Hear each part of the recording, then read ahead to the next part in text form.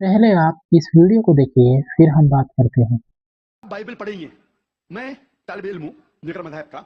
मैं बाइबल पढ़ चुका हूं। बाइबल में एक भी वर्स नहीं है जिसमें साफ तौर पर बिना कोई शक, बिना कोई शुबा लिखा हुआ है जहां ईसा अलैहिस्सलाम खुद कहते हैं कि मैं खुदा हूं या आप मेरी इबादत करो। अगर आप कोई भी बाइबल में से एक वर्स दिखा सके मुझे जहां ईसा अलैहिस्सलाम खुद कहते हैं कि मैं खुदा हूं, कि मेरी इबादत करो, मैं क्रिश्चियन बनने को तैयार हूं आज ही। आप सभी को हमारे उद्धारकर्ता प्यारे प्रभु यीशु मसीह के नाम से जय मसीह की। मैं प्रभु का धन्यवाद करता हूँ। प्रभु ने ये सुंदर सा फिर से मुझे ये मौका दिया इस तीसरे एपिसोड में आपके सामने यीशु ही परमेश्वर है इस प्रमाण को लेकर आने के लिए वचन के साथ। आपने 1 और 2 वीडियो को देखा है, मैं विश्वास करता हूँ। उसमें मैंने बहुत से ऐसे वचनों को आपके सामने रखकर मैंने ये साबित किया वचन के द्वारा कि यीशु ही परमेश्वर है। वचन में से बहुत से प्रमाण हैं। जो काम परमेश्वर ने किया, जो परमेश्वर ही कह सकता है, जिसको परमेश्वर ने ही क्लेम किया है कि मैं कर सकता हूँ, उसको यीशु ने भी कहा है। इसके हिसाब से यीशु परमेश्वर है। इस तीसरे एपिसोड में भी मैं आपके सामने लेकर आना चाहूंगा टॉपिक को, यीशु में परमेश्वर के कार्य और परमेश्वर के काम, शक्तियां। मैं आपको स्वागत करता हूं मेरे इस हेवेंस कल्चर यूट्यूब चैनल पर। हम आज की इस टॉपिक में देखें यीशु जो परमेश्वर है। आज हम इस बात को भी साबित करेंगे। मैंने टॉपिक क्या बोला? यीशु में ईश्वरीय और परमेश्वर के कार्य और शक्तियां। आइए हम वचनों को देखेंगे। पहला वचन, पापों को क्षमा करना। पहला पॉइंट में पापों को क्षमा करना। हम जब देखें पुराने नियम में परमेश्वर को छोड़ और भी कोई पाप क्षमा नहीं कर सकता है। निर्गमन की किताब उसका 34वां अध्याय उसका 6 और 7वां पद ऐसा कहता है, यहोवा अधर्म, अपराध और पाप को क्षमा करने वाला परमेश्वर है। यहाँ डायरेक्टली क्लेम किया गया है कि केवल परमेश्वर ही पाप को क्षमा कर सकता है। लेकिन जब हम वचन पढ़ेंगे मत्ती उसका 2 उसका 7 से 10, पापों को क्षमा करने का अधिकार परमेश्वर को छोड़ और किसे है?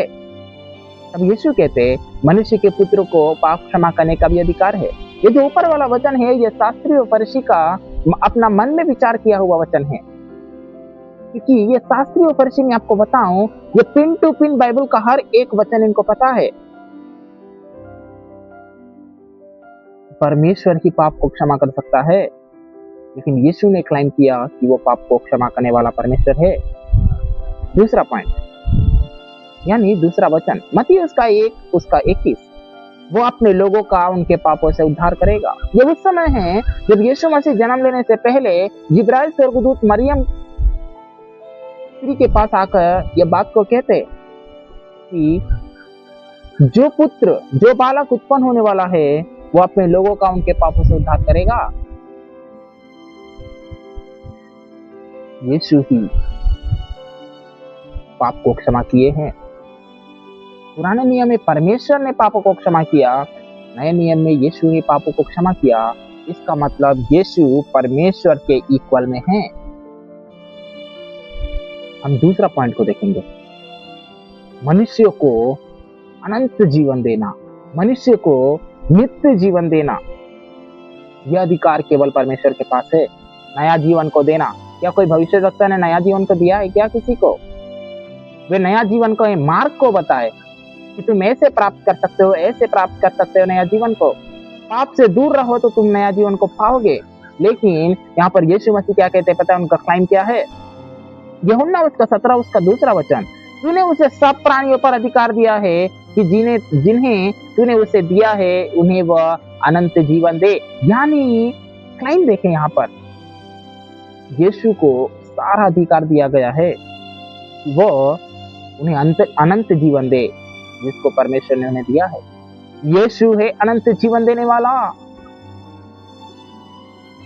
यीशु है अनंत जीवन देने वाला, कोई सामान्य भविष्यवक्ता नहीं है। दूसरा वचन, यूहन्ना उसका 10 उसका 28वां वचन, मैं उन्हें अनंत जीवन देता हूँ। ये यीशु का क्लेम है, मैं उन्हें अनंत जीवन देता हूँ जो उस पर विश्वास करता है। यीशु को सामान्य सा भविष्यवक्ता ना कहे, वो महान परमेश्वर है जो अनंत जीवन को देने वाला है। अनंत जीवन केवल परमेश्वर ही दे सकता है। ये बात सबको पता है। हर एक ग्रंथ हो, हर एक धर्म में ये बात को बताया गया है कि अनंत जीवन केवल परमेश्वर के द्वारा प्राप्त हो सकता है। हम यहाँ पर देख रहे हैं कि यीशु कह रहे हैं, मैं उन्हें अनंत जीवन देता हूँ। तीसरा पॉइंट, दुष्टों का न्याय करना। दुष्ट, हमारे छोटे टाइम से ही माता पिता बताते आए हैं, अच्छा काम करो कि तुम्हारा न्याय जब हो तो तुम अच्छा न्याय में हो, तुम्हारा न्याय, वो न्याय तुम्हें सही रीति से खरा निकाले। हर एक को पता ये कि न्याय परमेश्वर ही करता है, लेकिन यीशु मसीह यहाँ पर वह न्याय करेंगे, इस बात को क्लेम कर रहे हैं। वचन को देखेंगे, यूहन्ना उसका 5 उसका 22वां वचन, पिता किसी का न्याय भी नहीं करता, परंतु न्याय करने का सब अधिकार पुत्र को सौंप दिया है।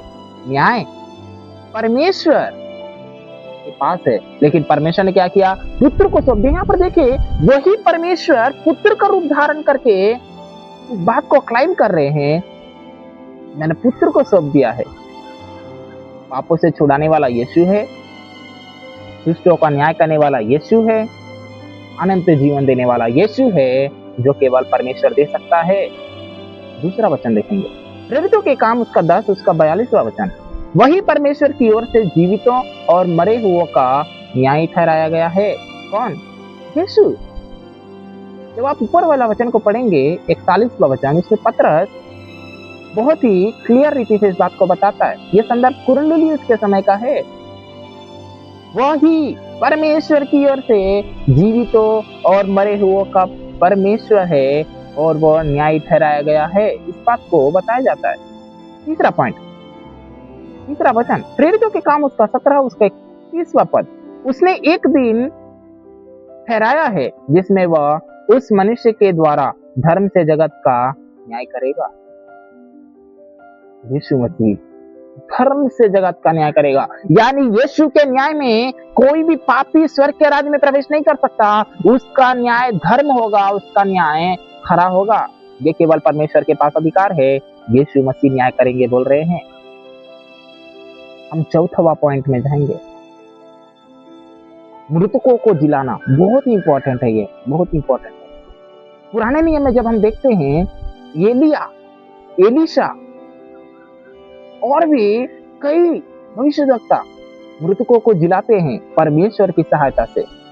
हम देखते हैं खास करके एलीशा, जब वो गुजरता था सुसमाचार सुनाकर रास्ते से, उसको कोई एक घर में रहने के लिए जगह देता था, तो स्त्री वहां पर उसका बेटा मर जाता है और वो परमेश्वर से प्रार्थना कर कर उसे जिंदा करता है।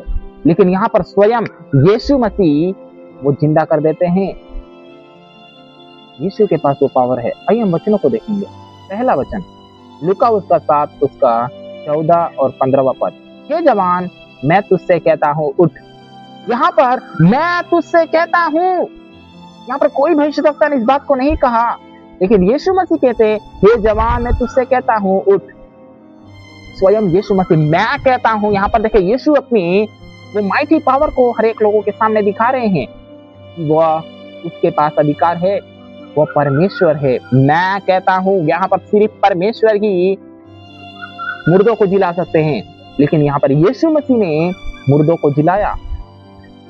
यह जवान का क्या है पता है? उसके अर्थी को लेकर, यानी उसके उस शव को लेकर लोग रास्ते से गुजर रहे थे। जब यीशु उसके पास जाकर उसके शव को छूकर कहता है, हे जवान उठ, और वो मरा हुआ व्यक्ति वो जिंदा हो जाता है। इतना पावर है यीशु के पास, सामान्य सा मनुष्य ना कहे उसे। हर एक चीजों का, हर एक आवश्यकताओं को, हर एक बातों में केवल वही हमारी सहायता करने वाला परमेश्वर है। वह यीशु वो सामान्य मनुष्य नहीं है। दूसरा पद हम देखेंगे, दूसरा पद यूहन्ना उसका 11 उसका 43 और 44वां पद, हे लाजर निकला। यीशु मसीह कह रहे निकला।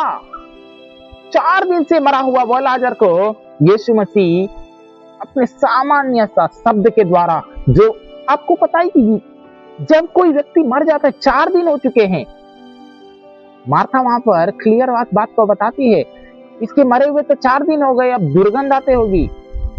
यीशु मसीह ने कहा, यीशु ने कहा कि मैंने तुझसे ना कहा था कि तू जब मुझ पर विश्वास करेगी तो परमेश्वर की महिमा को देख। क्लियर बता रहे हैं यहाँ पर, परमेश्वर की महिमा को देख। यीशु पर विश्वास करना और परमेश्वर की महिमा को देखना, ये क्या बात है?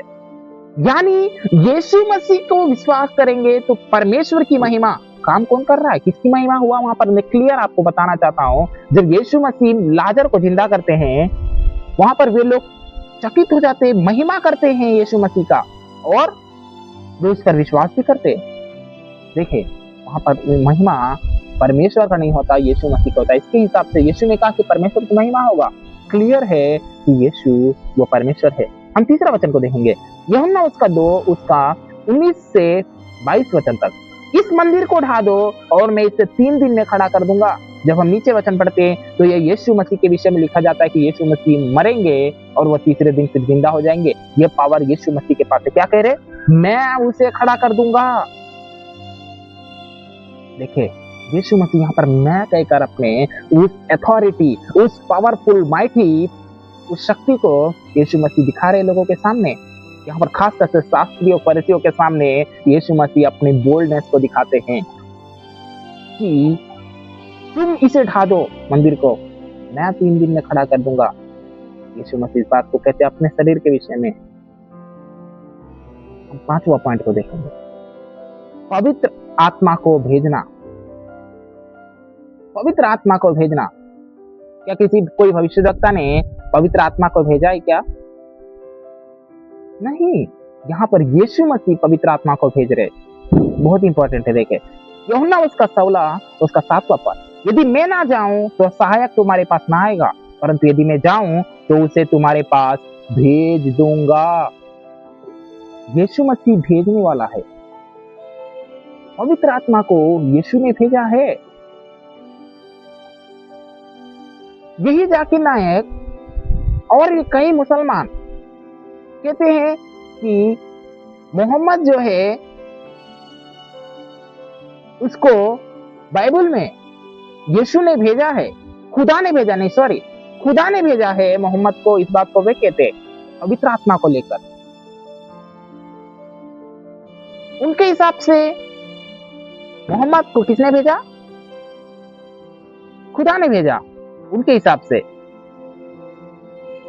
यहां पर वचन लिखा जा रहा है कि यीशु ने भेजा है। मोहम्मद तो बिल्कुल है नहीं, लेकिन उनके हिसाब से अगर पवित्र आत्मा को मोहम्मद कह रहे हो, इनडायरेक्टली आप यीशु मसीह को परमेश्वर ठहरा रहे हो। यीशु मसीह वो परमेश्वर है।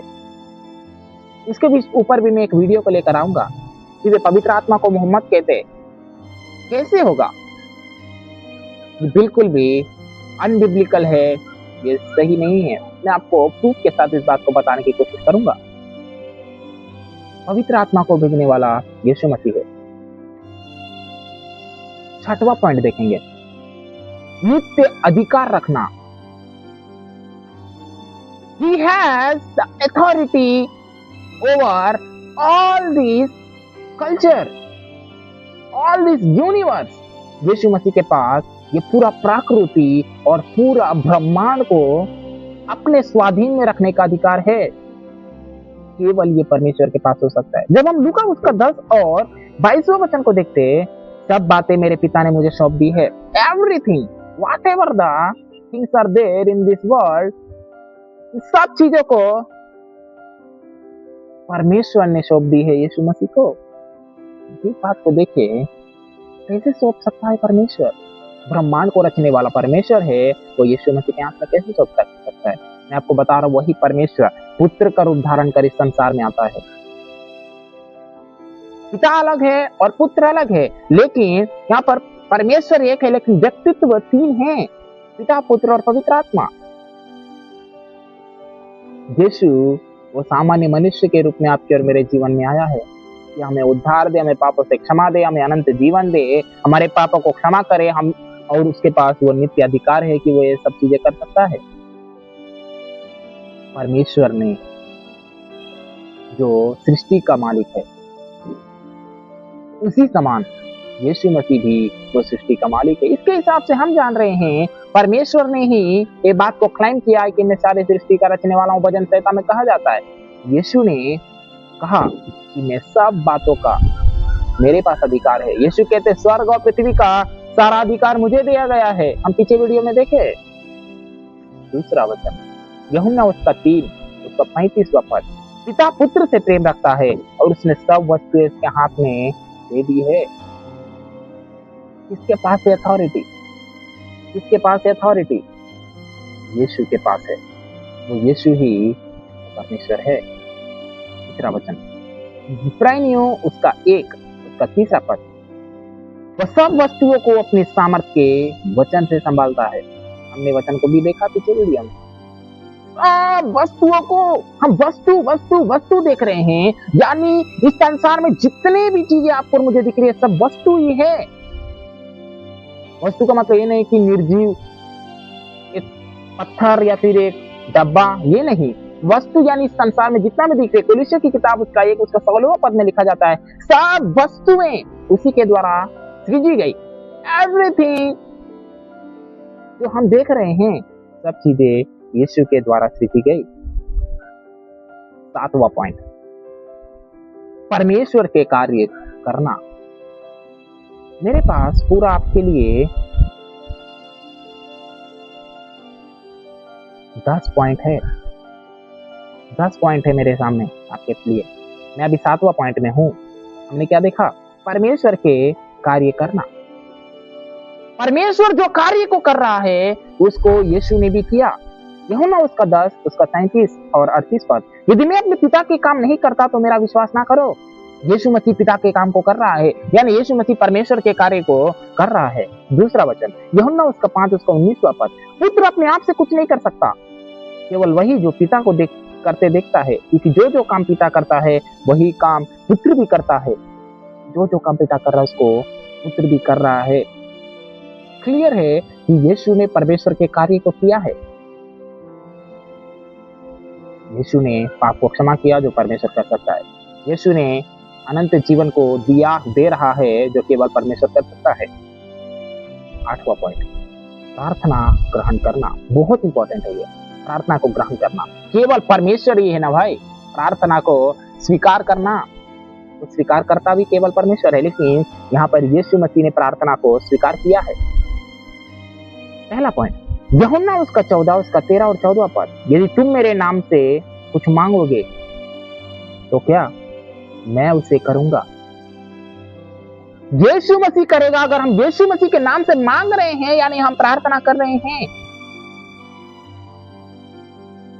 परमेश्वर से ही हम प्रार्थना करते हैं, मांगते हैं, लेकिन यहाँ पर यीशु मसीह कह रहे मेरे नाम से और मैं उसे करूंगा। यीशु मसीह कह रहे, देखिए वो क्लाइम कर रहे हैं कि वो परमेश्वर है। दूसरा वचन प्रेरितों के काम उसका 7 उसका 59वां पद, हे प्रभु यीशु मेरी आत्मा को ग्रहण कर। ये कौन कहते हैं पता है? ये स्तिफनुस कहा हुआ बात है। जब उसको पत्थरों से मारा जाता है समाचार के कारण, वो यीशु की ओर स्वर्ग की ओर आंखें उठाकर इस बात को कहते हैं, हे यीशु मेरी आत्मा को ग्रहण कर। तीसरा पॉइंट, लूका उसका 23 उसका 42वां पद, हे यीशु जब तू अपने राज्य में आए तो मुझे स्मरण करना।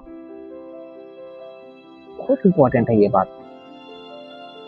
यीशु मसीह जब क्रूस पर लटकाए गए थे, उसके साइड में चोर था, वो इस बात को कहता है।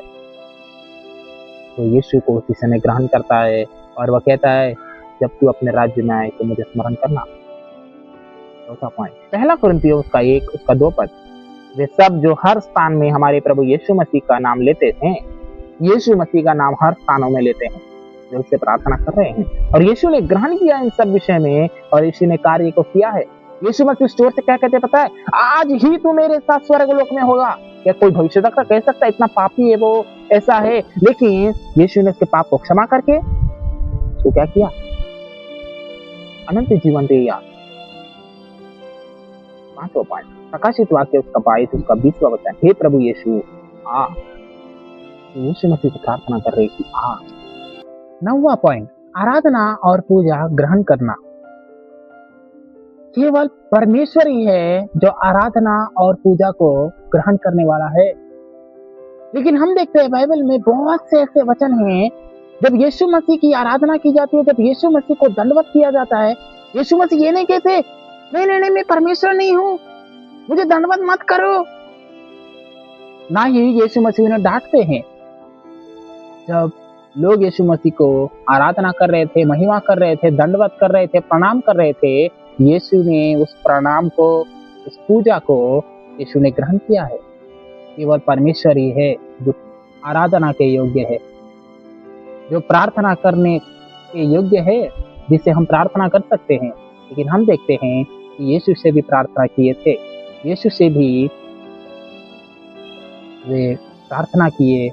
हम ऊपर वाले पॉइंट में देखें, यहाँ पर हम देखेंगे इस आराधना और पूजा ग्रहण करने वाली बातों में कि यीशु मसीह की भी आराधना और पूजा की जाती है।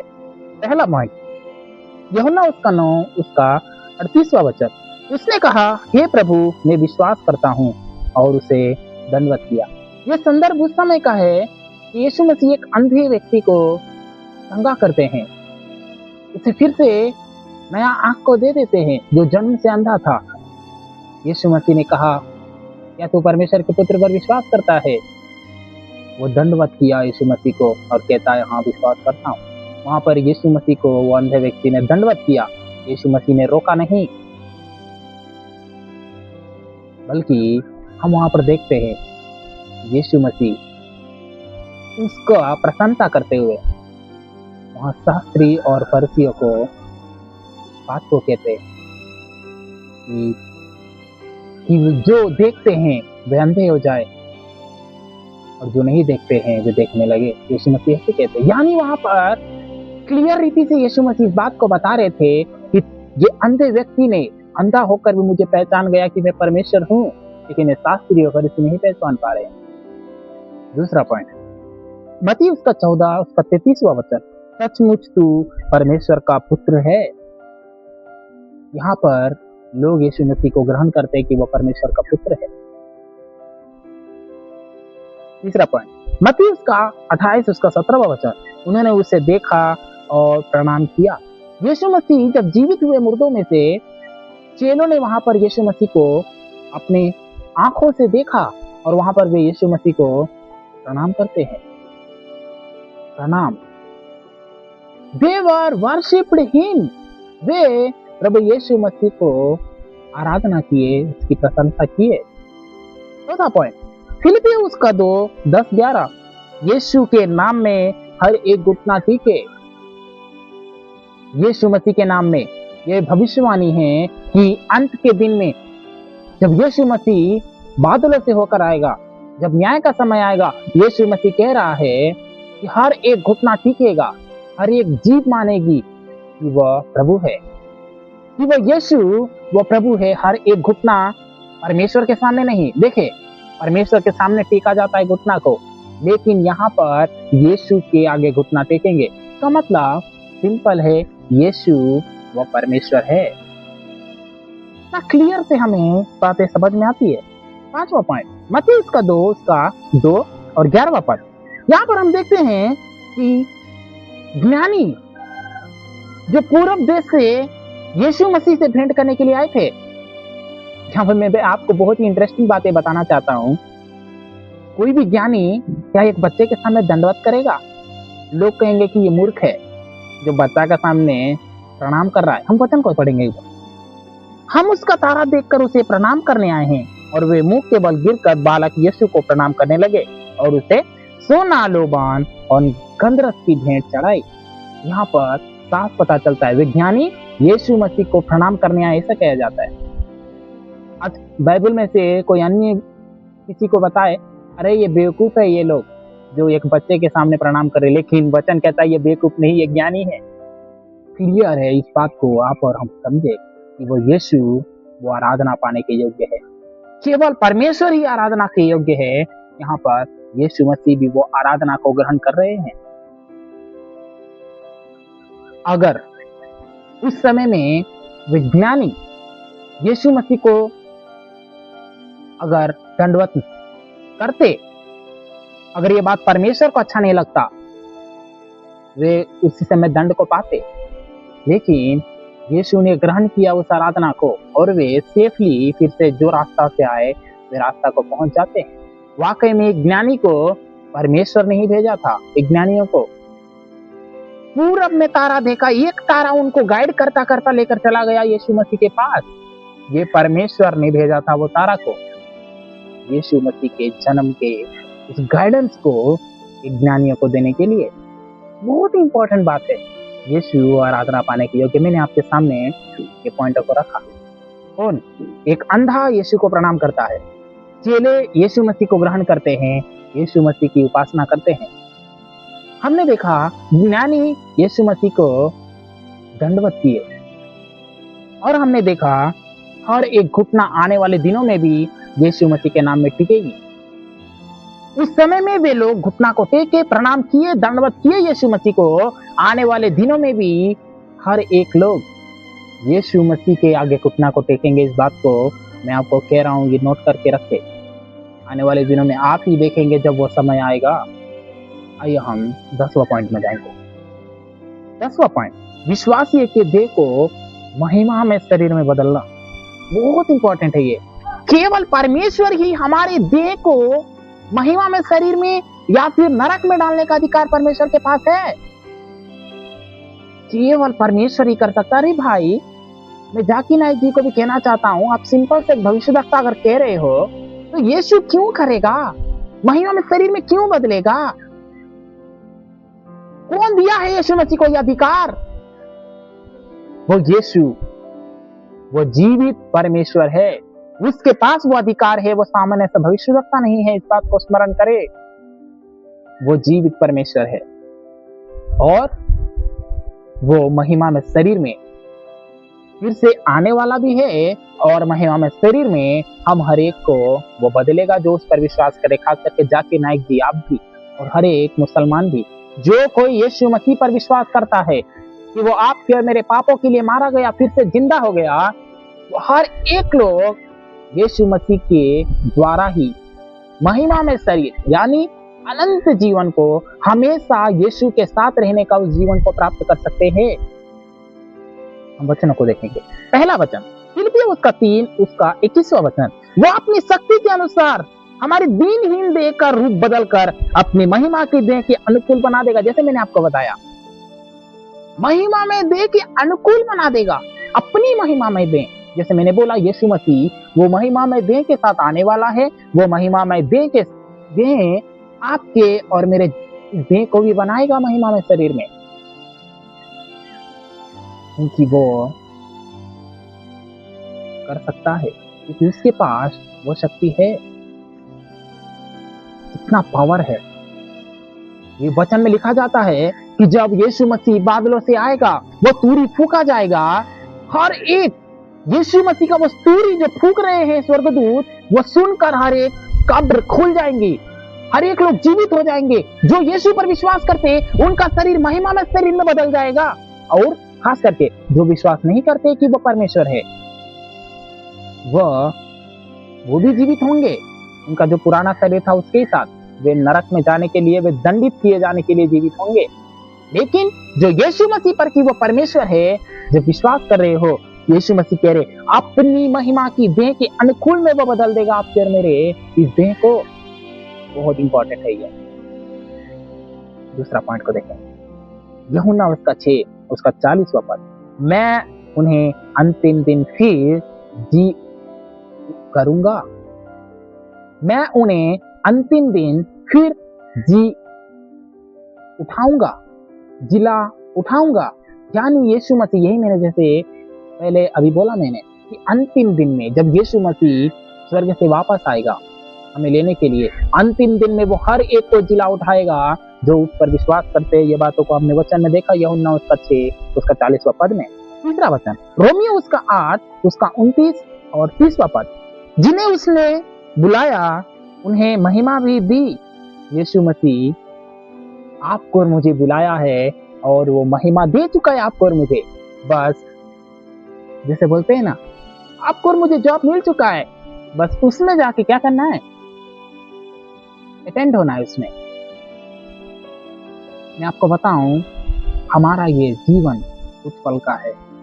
इस जीवन को पवित्र जीवन जिए, ये जीवन परमेश्वर के लिए जिए, ये जीवन यीशु मसीह के इच्छा के अनुसार जिए, ये जीवन केवल जैसा वो चाहता है वैसा जिए, ताकि आप और हम क्या हो, महिमा जो प्रभु ने दिया है आपको और मुझे ऑलरेडी, हम क्या हो उसको उस समय प्राप्त करें। रोमियो की किताब में लिखा जाता है कि हम, जिसने हमसे प्रेम किया और हमारे लिए अपने आप को दे दिया, हम मसीह यीशु में जयवंत से भी बढ़कर है, वचन हमें पहले से कहता है। इसीलिए कभी ना डरे, किसी के बहकावे में ना आए, चाहे वो जाकिर नायक जी हो सकते, और भी कोई मुसलमान हो सकते, कोई भी हो सकते हैं, किसी के बहकावे में ना आए। वो यीशु, वो परमेश्वर है। ये सब विषय को मैंने आपके सामने रखा। मैंने क्या क्या रखा आपके सामने? पहला पॉइंट मैंने आपको बताया, यीशु पापों को क्षमा करने वाला है, केवल परमेश्वर ही कर सकता है पापों को क्षमा, यीशु ने पापों को क्षमा किया। दूसरा, मनुष्यों को अनंत जीवन देना, वो केवल परमेश्वर ही दे सकता है, यीशु ने दिया, हमने वचन में देखे। तीसरा, दुष्टों का न्याय करना, यानी पापियों को जो उनका न्याय है, सही न्याय कर कर उन्हें दंडित करना, यह केवल परमेश्वर कर सकता है, यीशु ने किया और आने वाले दिनों में भी वो न्याय करेगा। और चौथा पॉइंट हम देखते हैं, चौथा पॉइंट में बताया जाता है